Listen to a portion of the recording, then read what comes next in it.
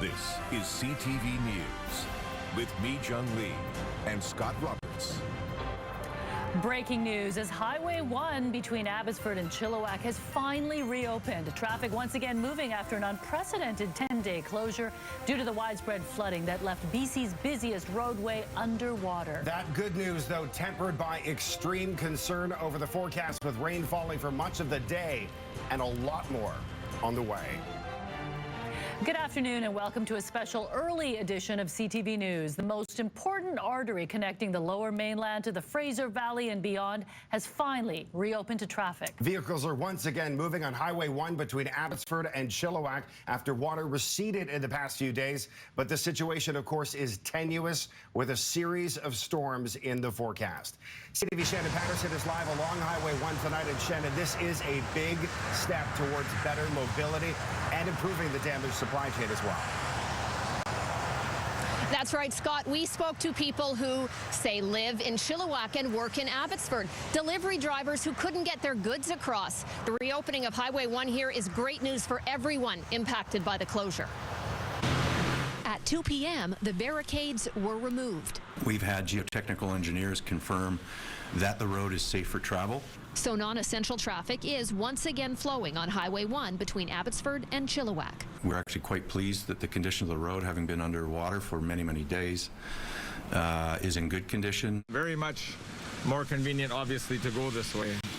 I spent as much as 3 hours on that other highway making a one-way trip. Pretty major if you live in Chilliwack and work in Abbotsford. So, yeah, we just stayed in Abbotsford for the week, but looking forward to getting home and seeing the family.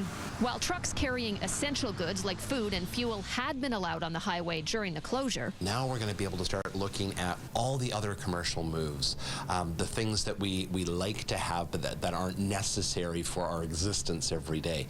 We're going to start to see more of that move and pick up over the coming days and weeks. But if you're waiting on delayed packages, you'll have to be patient. Those guaranteed delivery times, those times when we were all expecting and that seamless movement, that's just not going to happen.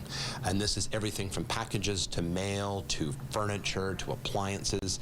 It's all coming. It's just going to take longer because even when we get up and running, now we have to work through the backlog. Clearing that massive backlog while simultaneously dealing with a rush of new holiday packages will be daunting. It's going to take some time, and I don't know at this point, is it a matter of days or weeks? What are we looking at? Ground deliveries from other parts of Canada will likely continue to take longer while the Coquihalla Highway remains closed. We're reasonably optimistic that enough temporary repairs can be completed to allow commercial traffic on the corridor in about 2 months' time, by late January. But those repairs are weather dependent, and with heavy rains in the forecast, so is the reopening of the Trans-Canada between Abbotsford and Chilliwack. We hope and expect that Highway 1 will be able to remain open, but we will be constantly monitoring its performance, and if necessary, we may have to close the highway again because safety is always our first priority.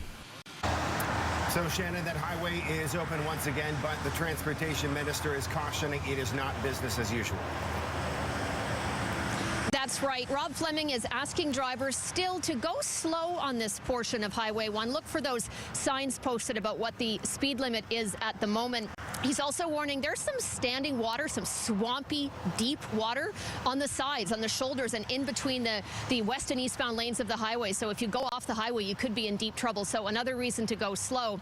The highway is actually open for everyone. It's open for non-essential travel, for driving back and forth, for shopping even. But Rob Fleming is saying if you don't need to travel, he thinks for the next few days while rain's expected, it's probably still best if you don't.